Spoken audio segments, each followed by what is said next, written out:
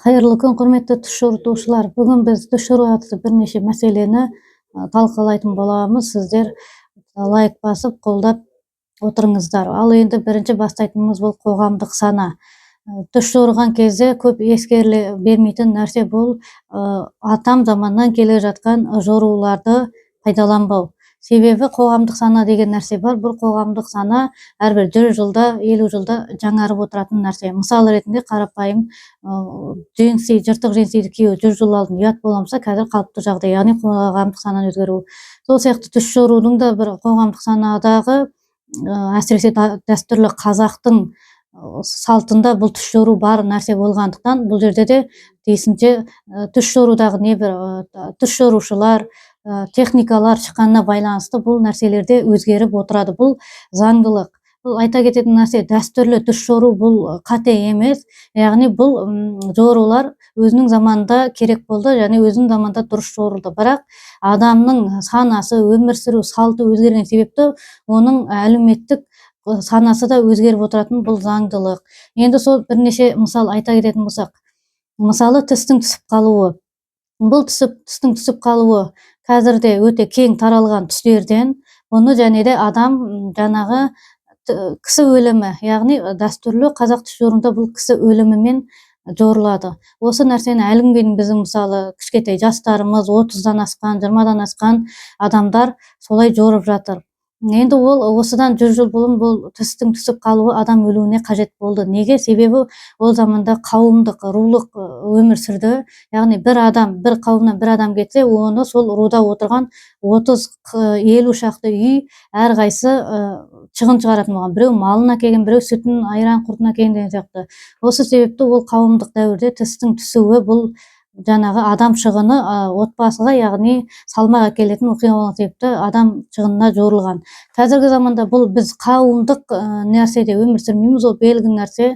Жаңағы бір адам қайтса, бұл әлбетте сол отбасыға, туған туысқандарына, яғни сіз мысалы наймансыз, сіз Өскеменде тұратын наймансыз, Алматыда сіз танымайтын найман қайтыс болып жатса, сіз отбасылық шығын шығарып жетіп бармайсыз оған. Сол себепті де тістің түсіп қалуы бұл заманда қазір адамның жеке басына жорылады. Мысалы, ол ақшаның кетуі.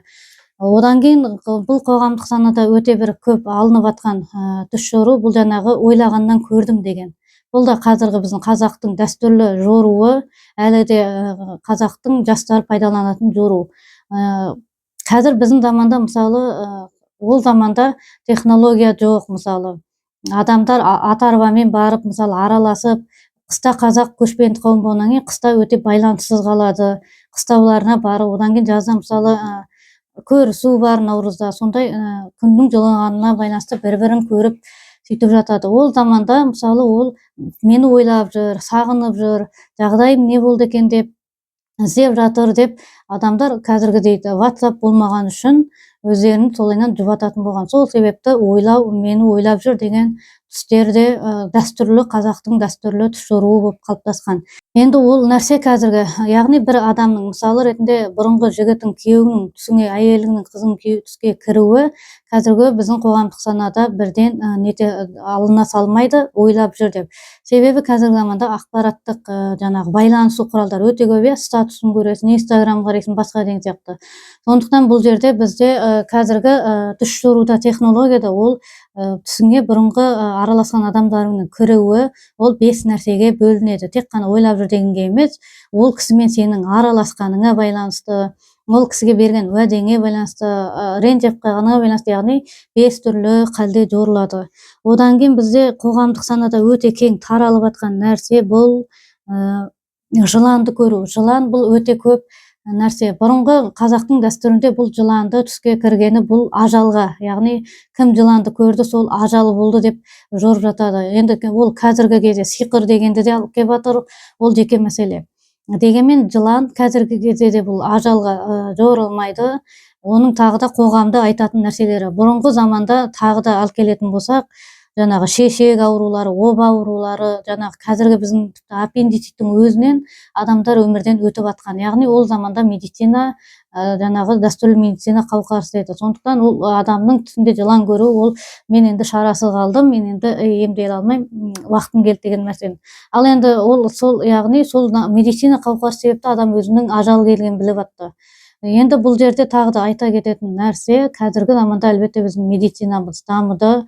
Жанагы бір ауруларың болмаса қауіпті бір әрбір шипа бар ауруға. Енді бұл жыланды жағы айта кететін нәрсе, қауіпті ауруы барлар көріп жатқан жоқ. Яғни өлімге апаратын аурулар кәрі адамдар көріп жатқан жоқ. Сондықтан бұл өлім дегенді білдіру қазіргі заманда білдірмейді. Сосын қайталап айтайын, дәстүрлі түс жору қателік емес, дәстүрлі түс жору дұрыс емес деген ұғым жоқ. Дәстүрлі түс жору бұл өзінің заманында дұрысырақ, қажетірек болды. Осындай, яғни қорыта айтқанда қоғамдық сана деген не?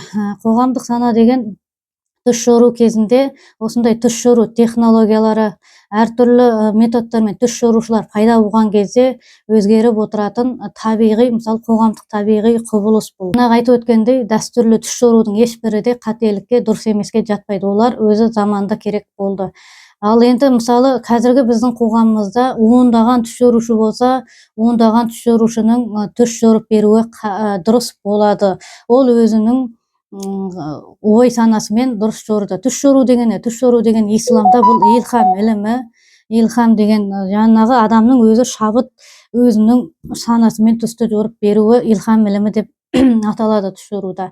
Яғни сіз егер мысалы бір түс жорушыға барған болсаңыз, мысалы маған келдіңіз, мен сіздің түсіңізді жорып бердім, сіздің көңіліңізден шықпады, сіз оны барып басқа адамға айтып бердіңіз, ол сіздің түсіңізді жорып берді, оның да жору сіздің көңіліңізден шықпады.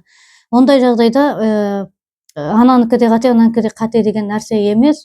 Ондай жағдайда сіз түс жорушыны дұрыс таңдай білу керексіз. Яғни сіз бір түс бір-ақ рет айтылғаны дұрыс болады. Сіз біріншіден бір түсіңізді айту үшін, мысалы маған жорытам деп шешім қабылдасаңыз, сіз алдымен мен қай нәрсені, қай түс жору қалайдан жоритынымды білуіңіз керек. Өйткені сіздің санаңызда, ойлау жүйеңізде басқаша болса, мысалы сіз дәстүршіл болсаңыз, ата баба қолдасын деген ұғыммен жүретін болсаңыз, мен шариғи түс жорушы болсам, онда екеуіміздің санамыз, ойлау жүйеміз сәйкес келмеуі мүмкін. Осы кезде сіздің менің жауап берген көңіліңізден шықпайтын болады. Міне осы жағдайларда қате жоруды деген ұғым қалыптаспау керек. Яғни қате жору деген қайдан шығады? Дұрыс түс жорушыны таңдай білмеуден шығады.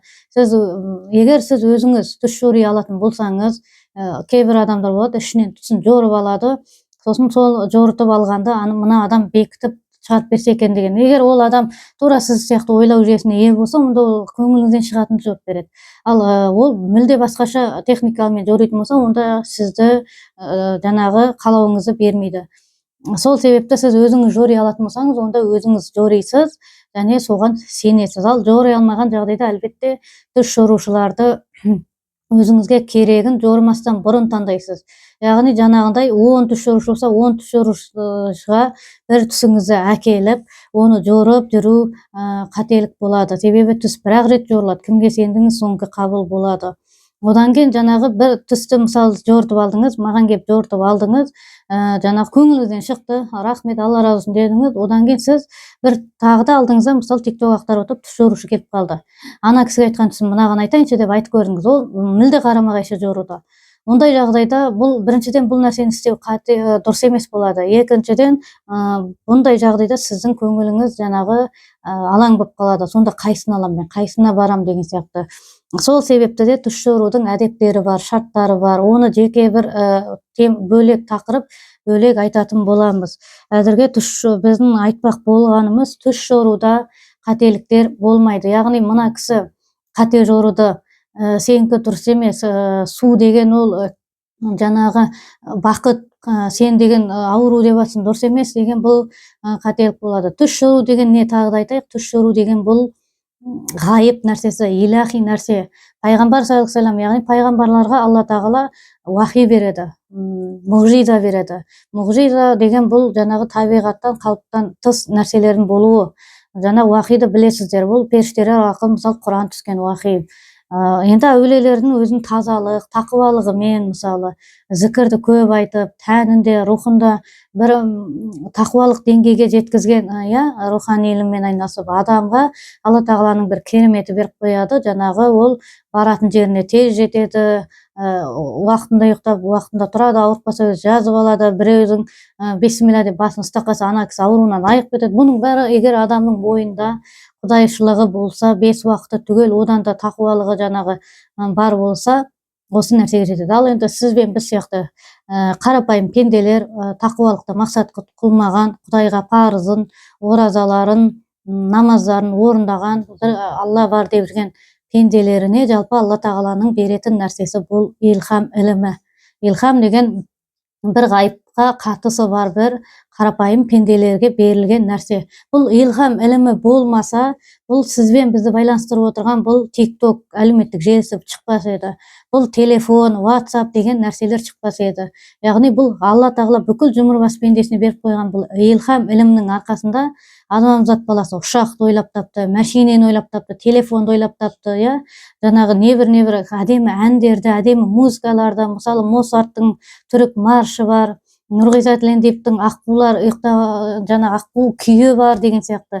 Яғни илхам ілімі адамдағы технологиядан бастап философиялық, мәдени, өнер салаларының баршасына әсер ететін нәрсе. Сосын айта кететін нәрсе, илхам ілімімен діни пәтуа берілмейді. Түс жору діни пәтуа емес.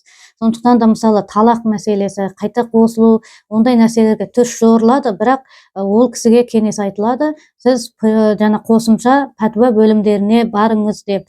Себебі илхаммен бұл нәрселер жасалмайды. Илхам тек қана адамзаттың өнер тапқыштығына қатысатын нәрсе. Сол себепті осы дәл түс жоруда осы илхам ілімімен жасалған себепті ол адамның ойлап тапқан нәрсесін, мысалы, мен жорып беріп жатырмын ғой сізге, демек мен оны өзім ойлап таптым. Ол адамның ойлап тапқан нәрсесін қателікке шығару, бұл біріншіден әдепсіздік, екіншіден сіздің надандығыңыздан болады. Біріншіден біреуге түс жорататын болсаңыз, ол түсіңізді бірінші ойлайсыз, сізге қаншалықты оның жорылуы қажет. Мен бұл түсті жортқан кезде қандай нәрселерді ала аламын бұл түстен. Маған бұл түс өте қажет па жоруы, немесе бұл түс маған керек емес пе жоруы. Жорыған болсам, былай жорыса мен не істеуім керек, осылай жорыса мен көңіл күйім қандай болады. Осы нәрселерді сіз бірінші ойланасыз. Ойланып, бұл түс жору сізге қажет болмаса, ол түсіңізді жортасыз. Жортпастан бұрын әлбетте түс жорушыны іздей таба білуіңіз керек. Мысалы, мен бар, басқалар бар, сіз аралап қарайсыз, сіздің көңіліңізге шыққан адамды түсіңізде, яғни түсіңізді жортатын боласыз. Одан кейін түс жорудың тағы бір шарттары, ол адамның жорып бергеніне сену, берген инструкциясын орындау. Осы нәрселерді жасағанда қана адамдар өзінің көңілінен шығатын түс жору алатын болады.